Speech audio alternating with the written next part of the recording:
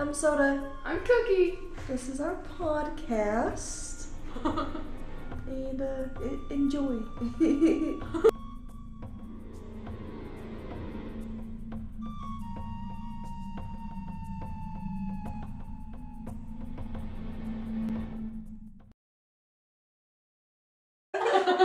This is a different type of episode where we don't read stories and we just talk about our own stories. Because we have a lot. And you don't have to listen to us mutter, utter, and stutter trying to figure shit out. Trying to pronunciate big words. I'm not the best reader. It's raw content right here. Do you remember, I don't know if you dealt with this in like school, but when they would be reading as a class and you'd be going down the rows like this, and you would anticipate where your paragraph was going to be next. When I got that shit wrong, I was like, oh shit. I would be stuttering the whole time. It was not smooth. I gotta read first, pre-read, and then I'll kind of know what I'm going to be reading about. It'll be so much easier. That's my issue. Do you remember Mrs. Bailey's helper reader things where it would help you stay on one line? Yes. I used to have to use those because I'm always jumping lines. I'm like, to the farm, but when they, and I'm like, but when what happened? What? Let me read this last paragraph. Skipping lines, yeah, I have to go back. Yeah, I don't know if you remember my kick on my Stephen King books. All the Dark Tower series. Okay, I had to make my own one of those because I was getting annoyed. I had to make my own ruler out of duct tape. Good duct tape, I love it.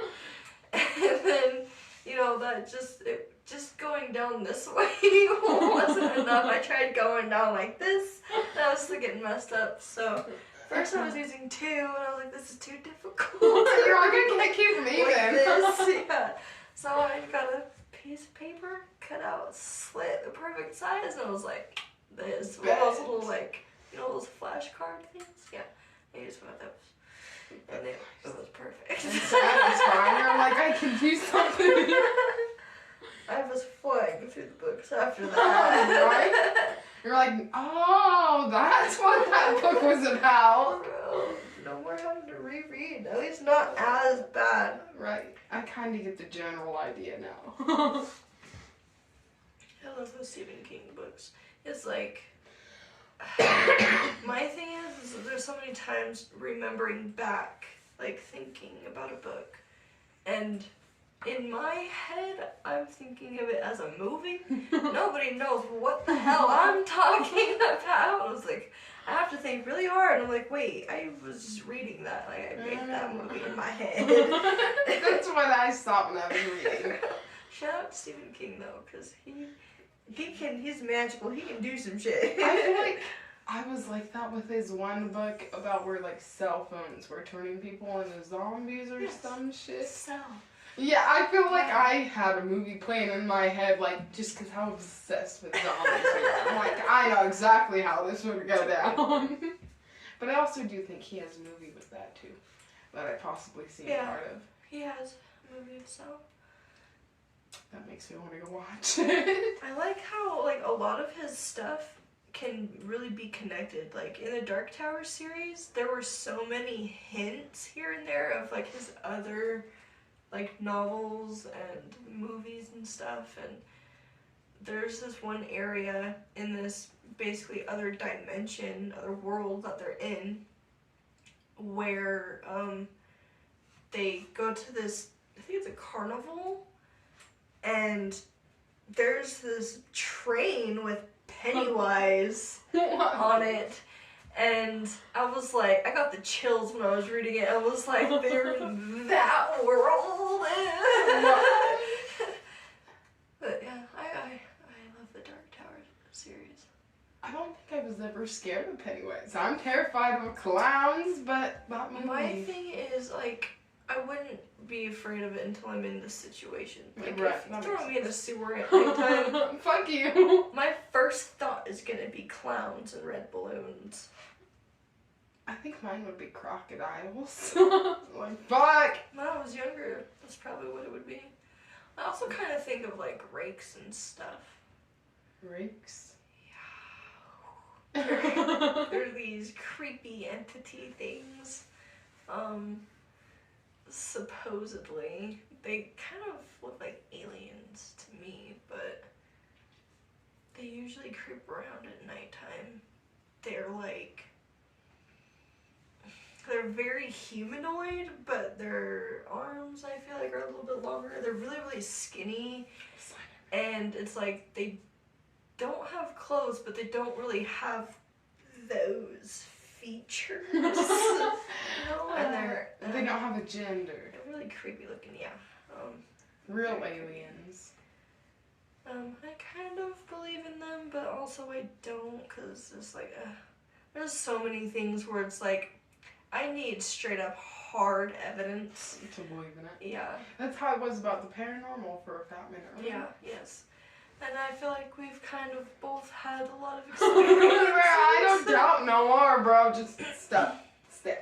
And I've gotten to the point at my house where, been a few times where I thought it was Akira grabbing like my shirt, you know, but nobody was there, and I would just be like, please let go of me, and then I would feel like, go away. So, like, I've gotten kind of used to it at this point, and, like, cupboards and drawers just, like... district manager between all the stores. She has a whole, like, setup for ghost busting. Okay. Shit. Oh my god, the room in Current has, like, a demon. It doesn't, like, see it.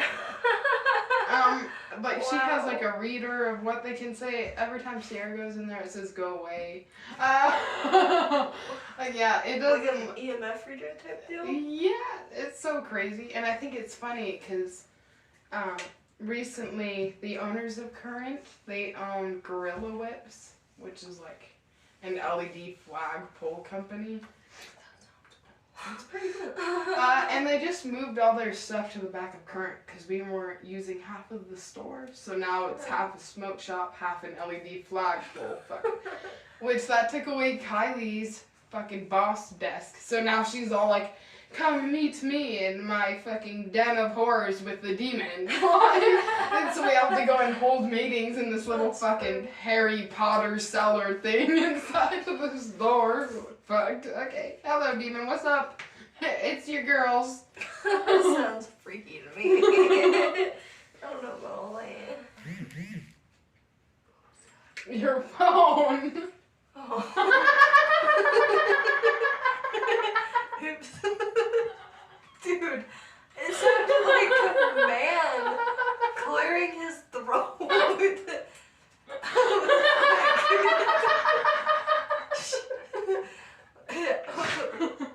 I was like, wait and listen, but there's nothing to listen to. We went to, and stepbro let me hit his bong.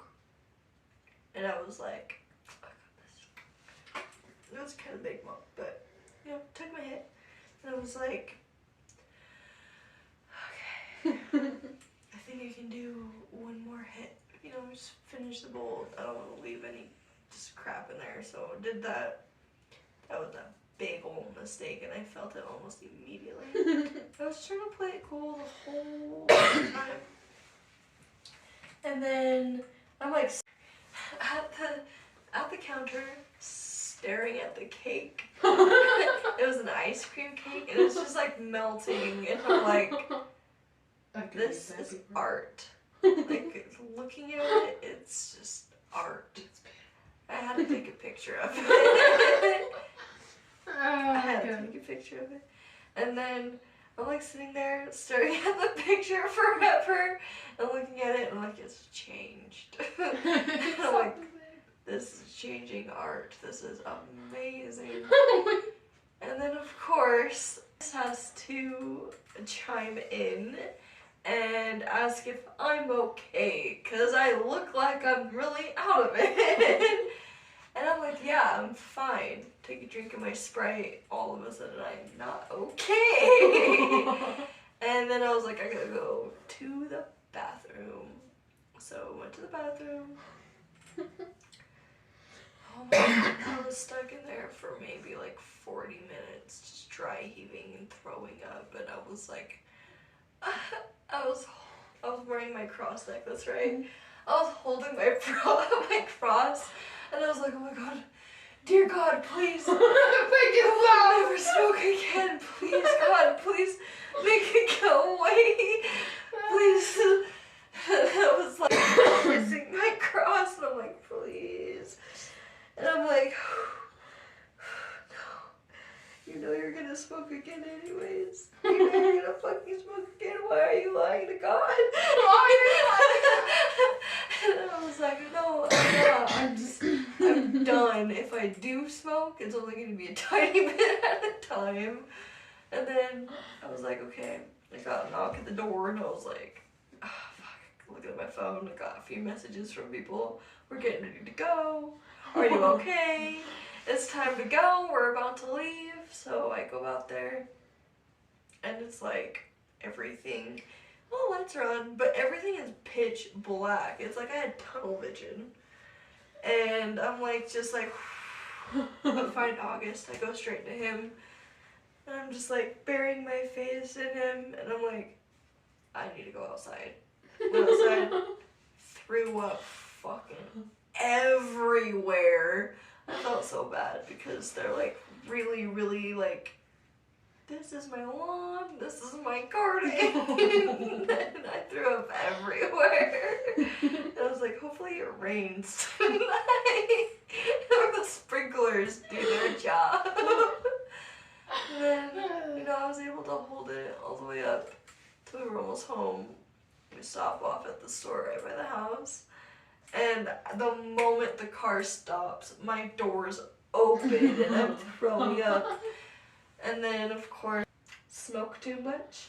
I was like, it was the bong. I'm not used to smoking out of a bong. I guess it was too much. I don't think I'm gonna smoke for a while. At least not much. She just laughs. August is like, yeah, that's a good idea. You probably should take it easy for a minute. Didn't last very long. Didn't last very long. I definitely overestimated myself, though. That reminds me of fucking hanging out with Tristan, the kid that I was grounded. He went and chilled on the wall and Papa had his shoe off. Hi, friend. It reminds me when I went to his house when we were dating, and we were in a small room like this, and it was the smoking room. And we're sitting around. It was like my first time trying hookah. And I didn't know, because I didn't smoke cigarettes at the time. And Tristan's like, just try it, it's good. And so we're all sitting there for hours upon end in this teeny little room just hooking it up, you know. And then his roommate Sid, or best friend Sid, comes over and he's like, yo, you want to match some butt, like, when I get out of the shower? Tristan's like, yeah, I'm down. And I was down to smoke, because why not? And so he gets out of the shower, comes back in the small room. We continue to smoke bowls while we're like passing around hookah hoses. And I'm like, this isn't true. ASMR. Hey. Need a microphone.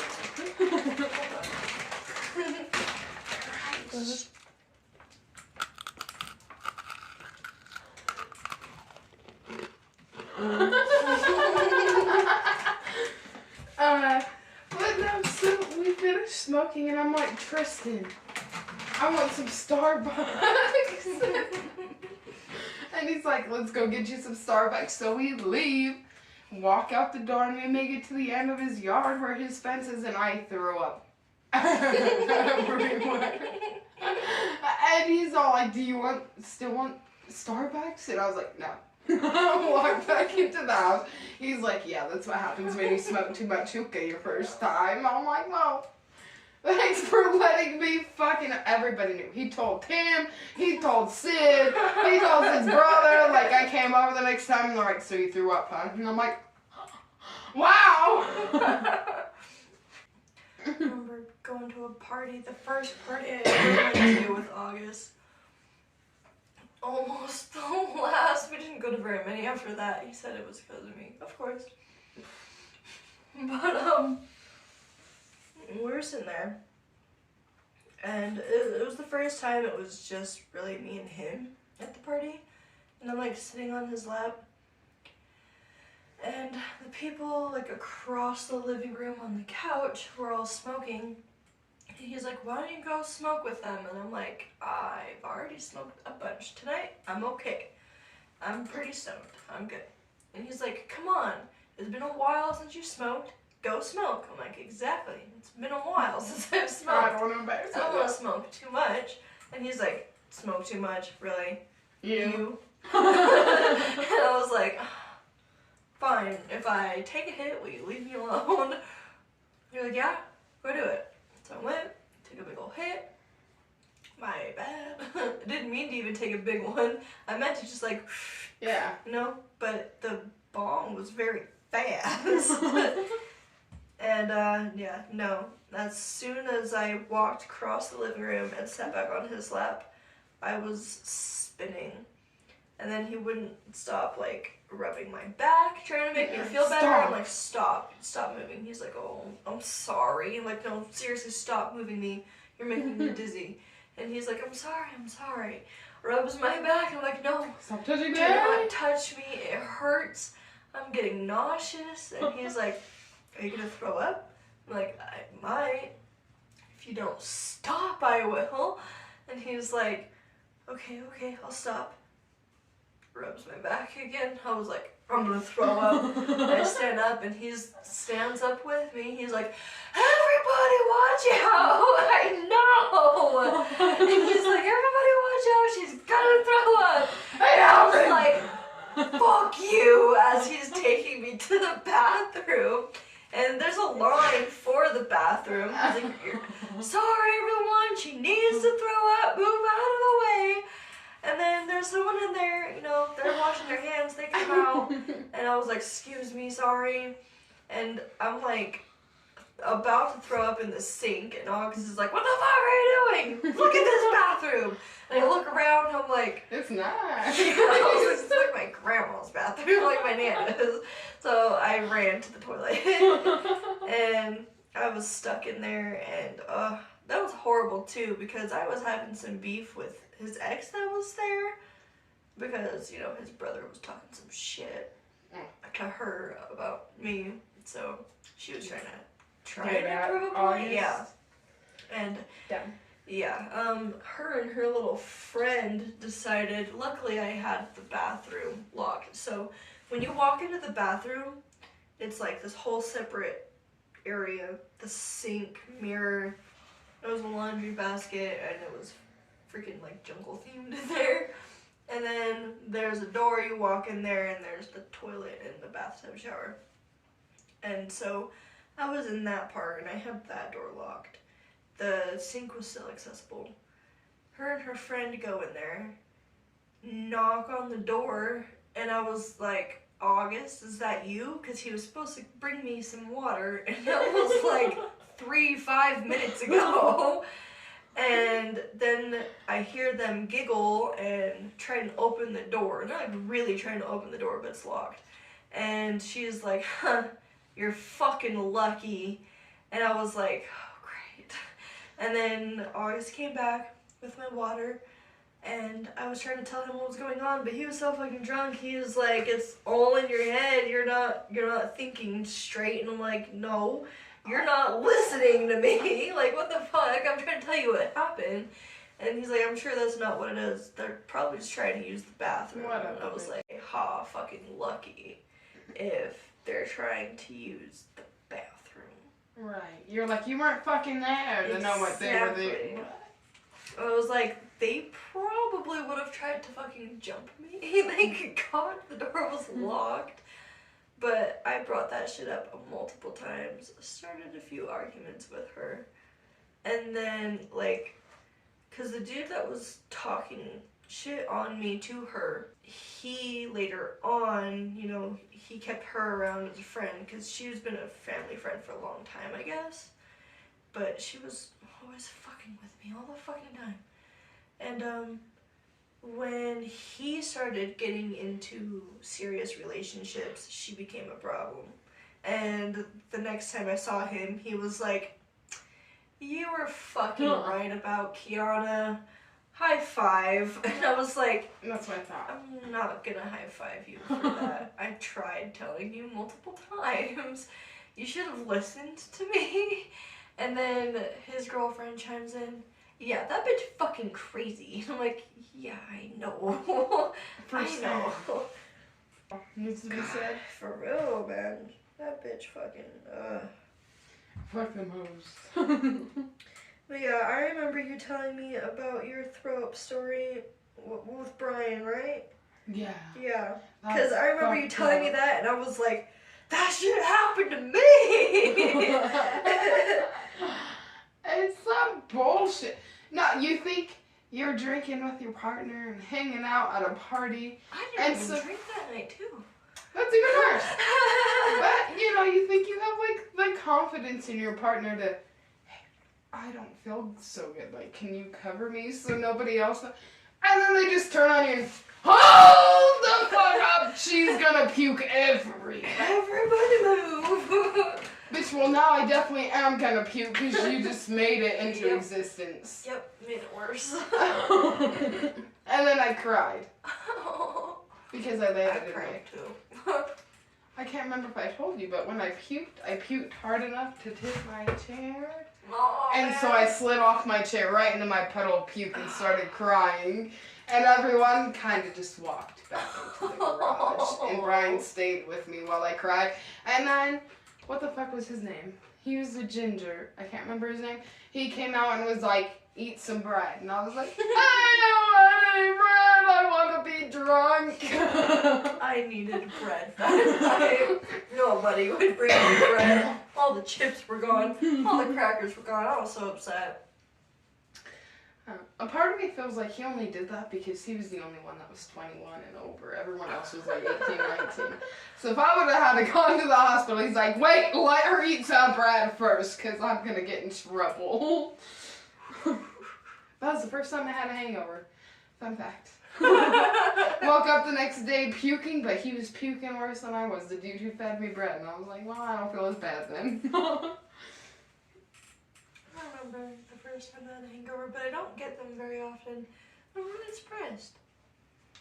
But there's plenty of times where I wake up at like 4 in the morning and just throw up half or more of the alcohol that I drank. And then I'm like, "Oh, good." Oh, well, I prefer to be hungover than throw up, but It's quick.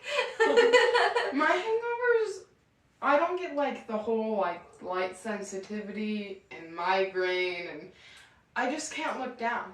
Because if I look down, I'm going to get dizzy. That's my only problem. Like people, when I was at work drunk as fuck, people would be like, "Can you get this coil?" And instead of just bending down, I was like dropping it low. Like, let me get it. I can't look down right now, but I got you. That is. I'm gonna throw up if I look down right now. I thought I was gonna die on that road, bro. I was like, "Do not puke. Do not puke." The whole entire walk to the apartment. And then 100%, because I was like, "Man, Cody." And then I got one of those painful cramps we talk about right before you puke in the bottom of your stomach. And I was by the gas pumps, and I was like, "And I'm going to the apartment." I'll go get the man Cody stuff later. Yeah. I don't blame you. I've had plenty of those moments myself. There's been times like I gotta get to a gas station now, buy a thing of chips or something. God. PSA, you ever want to have an eating disorder, just remember, when you don't have the eating disorder anymore, you're gonna have the eating disorder. They don't tell you that in high school. I was thinking about that all fucking day, too. I was like, that's fucked up. Some bitch. Your brain just associates the feeling of hunger with needing to puke. And it's crazy too, because there's so many times, like, because your body, it can't tell the difference between being thirsty and being hungry. So when it's really thirsty, it'll just make you feel like you're hungry. And then you get the bellyache and you're all like, that wasn't it. Yeah. Like, why is this happening? I'm eating right now. It's like, oh yeah, I've been drinking water since yesterday afternoon. Right. Or kind of dying of dehydration right now. Why does maintaining body have to be so difficult? Bullcrap. I need like a dashboard on a car. Ding, ding, ding. Dude, I remember in elementary school talking about how great it would be if our bodies just had lights to let us know shit. Gotta go to the bathroom, gotta eat, gotta drink, gotta sleep, someone likes you. That'd be so nice. Save so much embarrassment. For real. Oh my gosh, I've had a talk with Tom like that. He told me he was like, you're pessimistic. You never look for like the happy things. And I was like, no, because that's how you get hopes and you get let down. He was like, what the fuck? I'm like, if I'm expecting rock bottom, anything besides rock bottom happens. Guess what? Yes! Lower your expectations.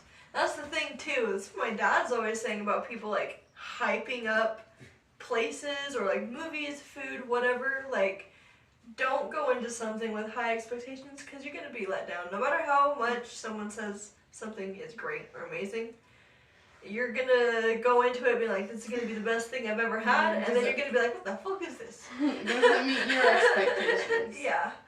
It's not gonna be what you think. And it's just awkward.